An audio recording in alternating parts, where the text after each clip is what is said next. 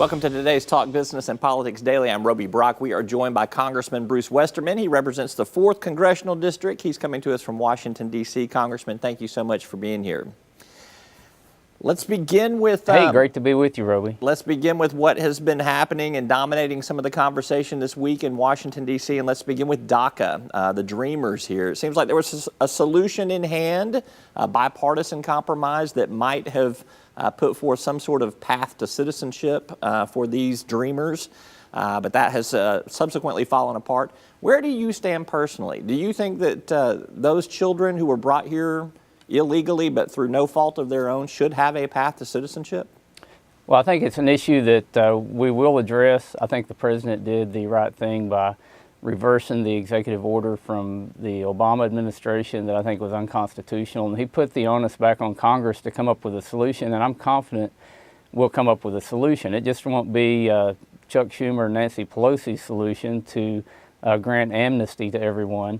The solution is going to include border security. It's going to include operational security of knowing who's here and tracking how long they're here. And it'll address the issue with young children who are brought here by no fault of their own. It's not going to give them some new pathway to citizenship, but it's going to put them into the immigration system. So I'm confident we'll work out a solution. The Democrats seem focused on that now, trying to make it like it's some huge deadline that's tied to this budget deal. But what we're not seeing is the fact that our military is in dire need. We're continuing to kick the can down the road on the military. The House passed the Defense Appropriations Bill along with all the other 11 funding bills back in September. And the Senate's refused to act on that. I heard some statistics this morning that there were 21 hostile deaths in the military last year, and there were 80 deaths in training last year.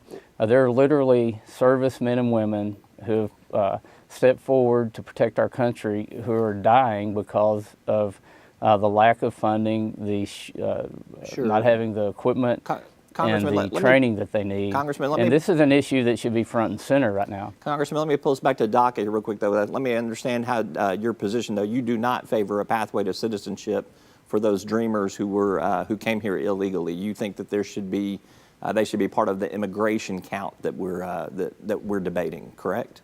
Yeah, and you know, there is a pathway to citizenship for people who want to immigrate to our country legally, and if we can get the DACA children in line, not in front of the line, but on that immigration pathway that's part of federal law, then I think we should afford them that opportunity. All right, let's talk government shutdown here, because we're on a little bit of a tight time schedule here. So let me move on. I want to talk budget with you.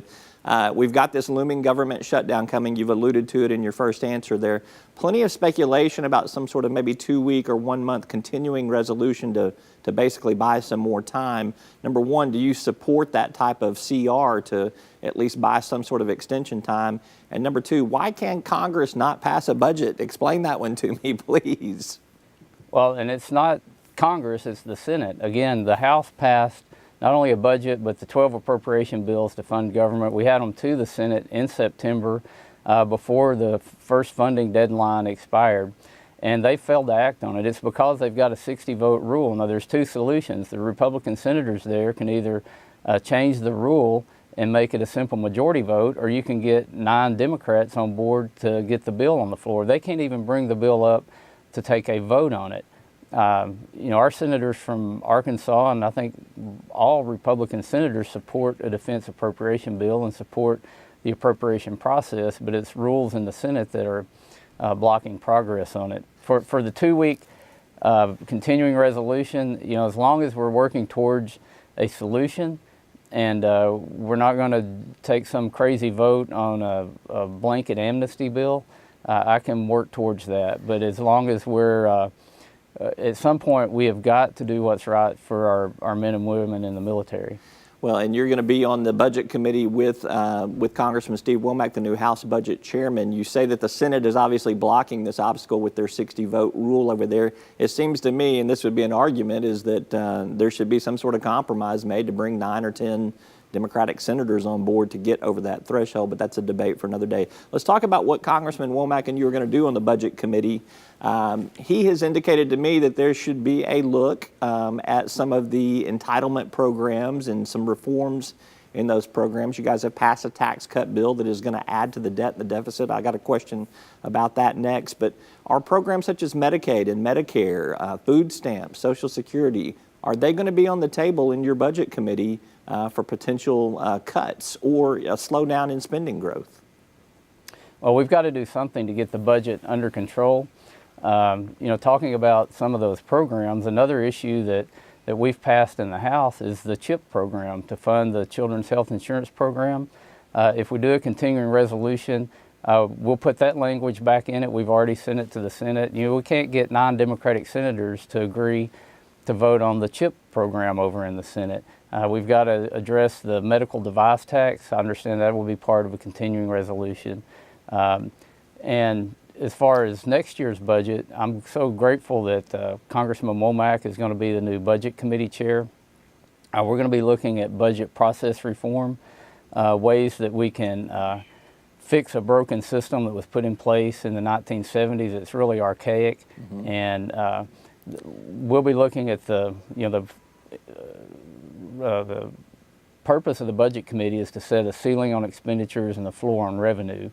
It's the Appropriations Committee that writes the funding bills. So we give direction to the Appropriations Committee on what bills to write. Do you want to see some spending cuts or some slowdown in growth in Medicaid, Medicare, Social Security, and some of the food stamps, some of these safety net programs? Do you want to see that happen? Yeah, we've got to get our budget and our spending under control. And if you look at the total expenditures in the federal government, the funding we're talking about on those 12 appropriation bills affects less than a third of the spending. Over 2/3 of the spending is in 5 programs. It's Medicare, Medicaid, Social Security, about 80-something social welfare programs, and interest on the debt. That's what's driving our deficit and our debt, and we've got to do something to address that. I think we can do things like work requirements for able-bodied individuals who are receiving benefits. We've got to use those programs to get people back into the job market. Reagan said that a job is the best anti-poverty program that there ever was. I think combined with the tax cuts we're seeing great growth in the economy. We're seeing people with more money in their pocket.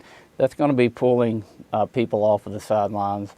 But right now we've got 24 million able-bodied working-age adults in America that are not in the job market. We've got to do something to get them back into the job market, and I think that's the kind of policy that we'll look at forming in the Budget Committee. Let's talk about that tax bill that you talked about that passed at the end of the year right now. It adds $1.5 trillion of debt to the national debt. If there's one thing I can say about Congressman Bruce Westerman, he's opposed to deficit spending and he is opposed to adding to the debt, yet you voted for that bill. Explain that to me.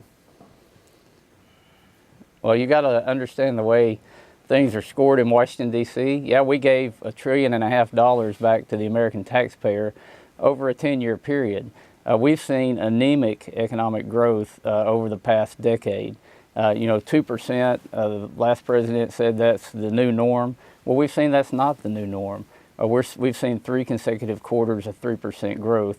So we're putting that money back into the taxpayers' pocket so that they can spend it, and we're seeing the economy react.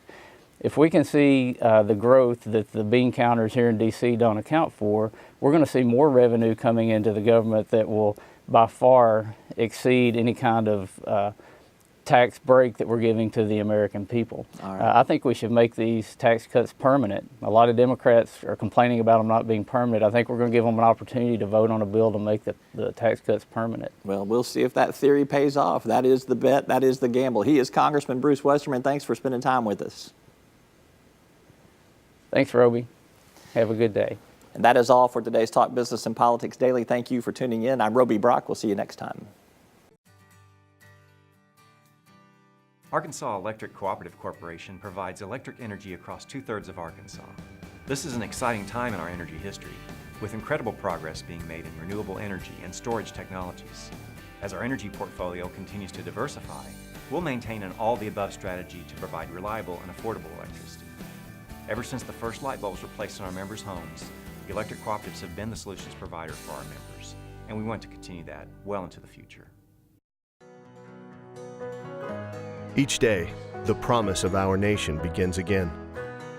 Arkansas and America moving forward. I help make that promise a reality. It's not for everyone, but people everywhere depend on us. Oh, I love you too, sweetie. Trucking delivers, or everything stops. And that's what drives me.